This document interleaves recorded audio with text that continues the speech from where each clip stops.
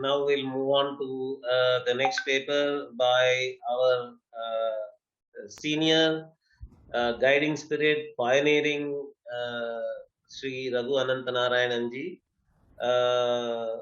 who is an expert in immersion practices, immersion workshops, laboratories for transformation.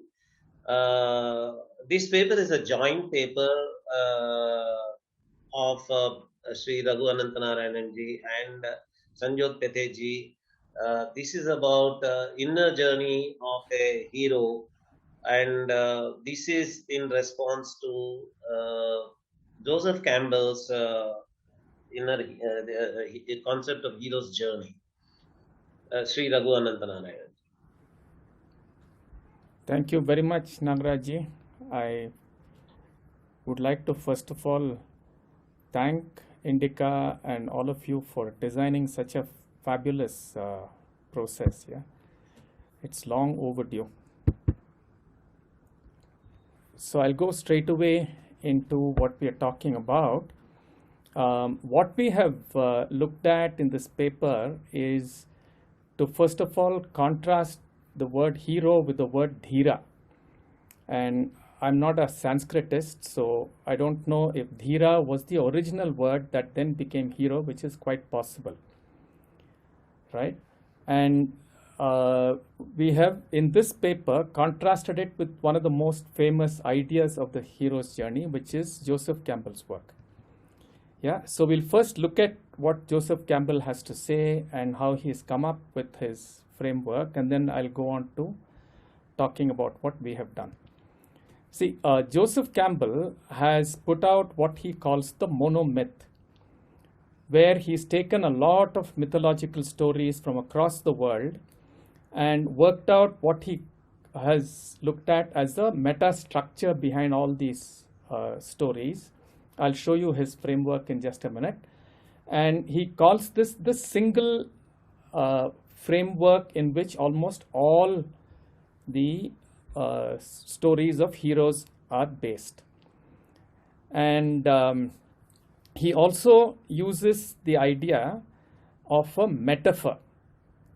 So in a sense, he says the external journey is the internal journey, because what he describes through the mythological process that he studied is the external journey, like the journey of Ulysses or whatever. That becomes the primary thing, and then he compares it with many mythologies. He's very influenced by Indian mythology, brings in stories from the Mahabharata, talks about Krishna and all that.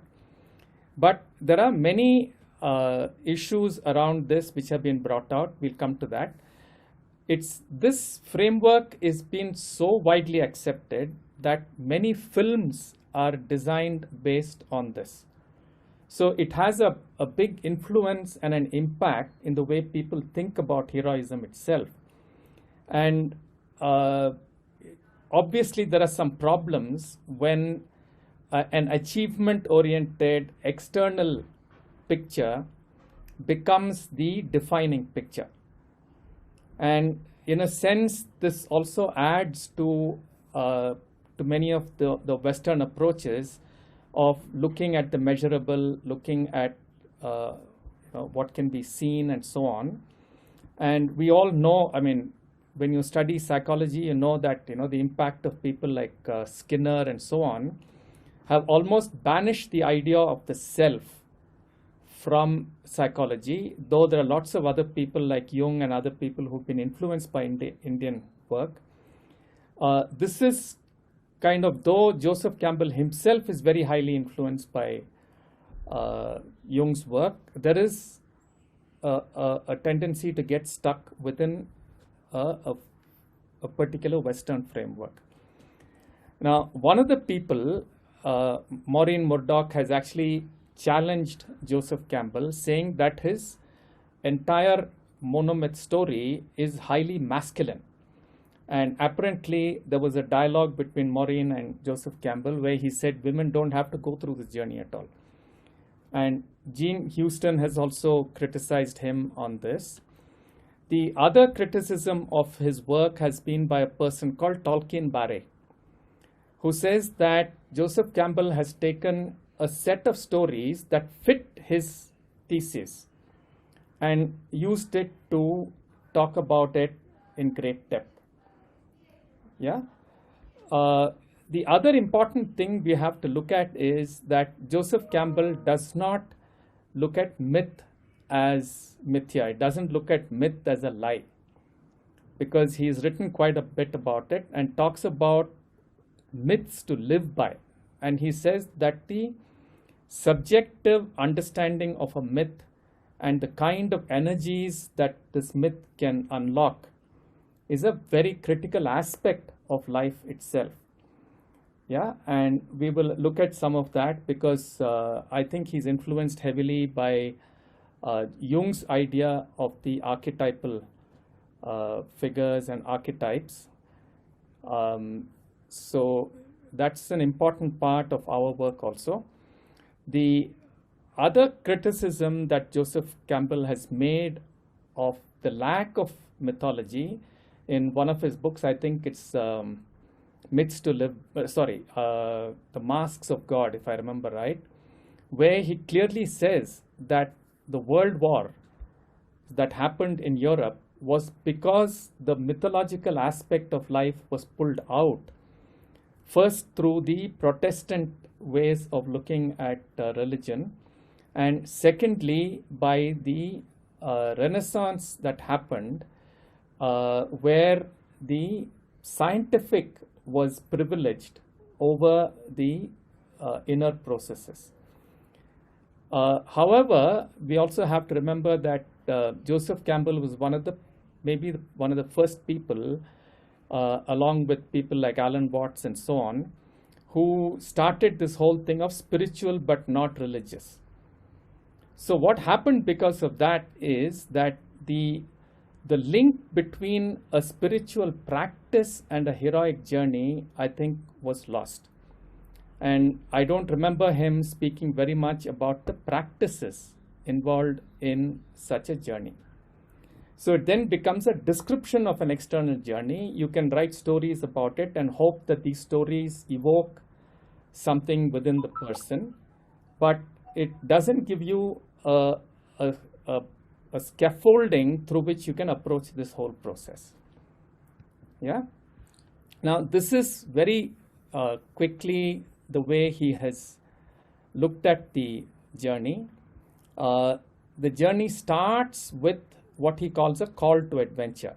So if you look at the Star Wars story, it's very, very clear how Luke Skywalker and all of them, are asked to go on a journey. Then they go to a particular place which is like at the edge of the known reality, where there is a coffee house, a small restaurant where they meet very strange people. And then the journey goes into an adventure of the unknown. And of course, when they go into the journey of the unknown, there are people who come in, there are helpers along the way. And one of the very key figures in the story is Yoda. And there is some people who've said that Yoda is, really a yogi who comes in and teaches and so on. So there's a certain transformation that this hero goes through. And after this transformation, he atones with many of the psychological unresolved parts of himself, what Swamini referred to as the kashaya, right? He resolves that, and then he comes back with a new way of dealing with reality. And in the case of Luke Skywalker, he takes away all the technology that is there for him and relies completely on his intuition and shoots this missile that kills the enemy ship. So that's the broad pattern. And while you can talk about this whole thing as being a metaphor, when you look at these films and when you read some of these stories that are based on this, it actually evokes more of an achievement-oriented understanding of heroism. And this kind of an achievement-oriented idea of heroism is also something that is fed by the idea of colonizing, the idea of going and conquering somebody, the idea of defeating somebody in a way that is completely physical. Yeah. Now, what we have done, Sanjot and I, is to look at this from an Indic perspective, right? Particularly, what we've done is we've looked at the Dhira's journey as a sadhana. And a sadhana is fundamentally different from a journey. A sadhana is a process of taking this Prakriti of ours and seeing how this Prakriti gets transformed through a number of practices. And for that, we have drawn our inspiration fundamentally from the journey of Nachiketas. And Nachiketas is referred to as the Dhira. And I'm sure most of us here know about this story, where Nachiketas starts with by telling his father that what his father is doing is not dharmic. And he questions his father. So his father reacts to it and sends him to Yama because the son asks, what are you going to do with me? You're supposed to give away everything into the yajna. So the yajna, the fire, the whole process is very central to the whole story of the sadhana. And we find that the word tapas in the Yoga Sutra refers to how one is going to look after and tend the three fundamental fires in oneself: the fire of the body, the fire of digestion, and the fire of dhyana. So the boy meets Yama, he's given some boons. The initial ones he uses to placate his father. He's offered all kinds of great gifts. He refuses them and says, I would really like to understand the truth. And in the whole process, he gets transformed and he is given back his life in a new form. It's a very beautiful inner journey and completely based on a spiritual process. Yeah. The second inspiration we have taken, or this is more than an inspiration, we've actually based the entire process on this. There is one very critical sutra in the Yoga Sutra that talks about tasya saptadha pranta bhumi prajna. So this is talking about 7 clear steps that a yogi has to take in the process of self-transformation. And it starts by saying the first step, which is called Karya Vimukti. It says that the person has to realize that there is avidya, there is the adharma, and I am the source of my avidya and my dukkha. So it starts with not from an external call, but from an internal self-realization. And this then moves the person through the 7 stages that it describes. So it describes then Chitta Vimukti, then Adhikaram, Vivekam, Guru Shikaram, Astham, Atitam. So it goes through those steps, and we have taken that as the fundamental process that we describe in the paper in more detail. The other story that we are using is the Mahabharata. And it's extremely interesting the way the Mahabharata looks at the entire process. And S.N. Datta has said that one has to read the Mahabharata in the framework of Sankhya. And he talks about Vyasa as the Buddhi and the Mahat. And all the characters that have come out from the Mahat, which is exactly what the Sankhyan story is. And if you look at the story of the Pandavas, what we find is that they act in the world And some of their actions are dharmic, some of their actions initially are not dharmic. Like if you take the encounter between Arjuna and Ekalavya. But what happens is the Pandavas come back every time to ask one fundamental question, which you find in the Gita. They say, in doing what I'm doing, what am I really doing? Am I my own friend or am I my own enemy? And so on. So these questions are symbolized by Vanavasa. So the first building, like the human structure that is created in which the 5 brothers have to live after having come out of the forest, their own house where they live kind of a thing, is a house made of lac. So that burns down, symbolically their bodies burn down and they go into Vanavasa to do serious self-study. And then they create a house which is full of illusion. This too has to be left behind because it creates war finally. And then they go through a very deep process which includes an extremely interesting part, which is Ajñātavasa. And if you look at Ajñātavasa, the Ajñātavasa is a journey into the shadow sides. And even at the beginning of it, there's a small discussion between Yudhishthira and his brothers. They ask Yudhishthira, what are you going to be so that you're not discovered? So it says that he smilingly says, I will be the king's friend and I will gamble. So the Ajñātavasa is an absolutely beautiful structuring of the shadow self and the shadow journey, where the kings give up their celestial weapons, they wrap it in a dead skin, put it next to a smashana and so on. The symbolism is really beautifully worked out. So that's another thing we have referred to in this paper.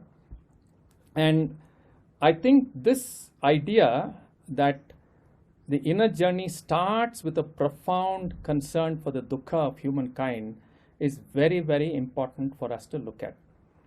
So what we've done is we've said, if you take the statement yatha yatha hi dharmasya glanir bhavati bharata, and if you look at each of us as living in a certain space of our belonging, and how this world is being created by us and our actions, each of us has to discover the process of bringing the Avatara Purusha through us into the world. Yeah, and the yogic journey, in contrast to Joseph Campbell, is a journey of dissolving the ahankara. It's not of achievement. And through this process, like some of the things I told you about the Saptada Pranta Bhumi, like when you go into Guru Shikaram and Astam and Atitam, the Prakriti is completely transformed. So in the Yoga Sutra, this is called Prakriti Apurnam. So this complete transformation of one's Prakriti allows the divine spark, the Purusha, to shine through, which is what the first couple of sutras talk about, right? And then the process doesn't end there. We have to remember that Arjuna, after getting the Upadesha and becoming a sannyasa yogi, comes back into the battlefield and acts. Except that now he's acting from a completely different Prakriti, a Prakriti that is not given to doubts and so on. And these processes that he goes through in the beginning of the Gita is also described in the Yoga Sutra as someone with antaraya will go through vyadhisthana samshaya pramada alasya virati bhranti darshana alabdha bhumikatva anavasthit tatvani and so on. So once he finds his ground, which is a completely new ground, he comes in and acts from a dhira. He's completed his dhira journey. So this is how we have then recast Joseph Campbell's journey. We're saying that the first step is to realize that one is in dukkha, and the current bhumi that I'm living in, the current bhumi that I create, is filled with dukkha. And then to say that I am the cause of dukkha. Now the moment you talk about I am the cause of dukkha, you have to say, let me stop doing actions which are causing dukkha. That's the Karya Vimukti stage. And then you start looking at yourself very deeply. And the yoga process talks about tapas and swadhyaya. So tapas includes yama, niyama, food. Food is emphasized, and the whole way in which I'm living has to be re-examined, and every interaction becomes a point for swadhyaya. So whether I'm interacting with people in Maitri or not, for example, is a point of swadhyaya. How am I dealing with objects around me? Vishayavati pravritti. That's another point of swadhyaya. So a lot of suggestions are given in yoga of how this process of swadhyaya moves. And as you progress through swadhyaya, you come to, at the end of the second chapter, pratyahara. So here I have really come to that point of understanding how I'm reinforcing my outer bhumi, the current bhumi of dukkha, and I'm really ready for dharana, which is to observe oneself and observe the world from a mind that is not colored by avidya. This process enables me to encounter my own inner processes, the Samudra Manthan. And Samudra Manthan is again the fundamental meta structure for the Bhagavad Gita itself. And through samyama in myself and in all of life, I come to Viveka Khyati. When I know how the Purusha and Prakriti are different and so on. And at this point, I can really listen to the voice of Krishna. I can listen to the Apaurishaya voice. Till this Viveka is reached, one is not really listening to the other voice. And then, of course, you start understanding how Raghuji, sorry to interrupt such a wonderful yourself, renegotiate entry and so on, all of which is again part of the Bhagavad Gita. So this is the new structure we are proposing. Raghuji, are you close to the conclusion of this presentation? Yeah, I'm through. Yeah. Okay. Thank you. Thank you very much. Wonderful. Let us see if there are questions. I think things are made very clear. Purva Sharma ji, beautiful building up of Tira and Indic perspective of the hero. Kindly tell me the source where one can go in detail about this. Have you published this book? Especially the bit on Agyatwas as a shadow journey. She wants a reference where she can go. I didn't get the question clearly. It's there in the She wants to know where this is all available in the published form, where she can access. My work or Ajnatavasa? Your work. My work. I've written a paper which is not yet published on the immersion you were talking about, Nagarajji, about how to look at these and how to work with the shadow and so on. I don't know specifically of any work that is talking about using Ajnatavasa as a very critical part of shadow work. So, will you be uploading this anywhere to academia.edu or some source where she can access, Purva Sharma ji can access? I can send it to her, there's no problem. Yeah, please. Yeah, so I can do Purva Sharma ji will connect you with Raghuji and you will be able to access it.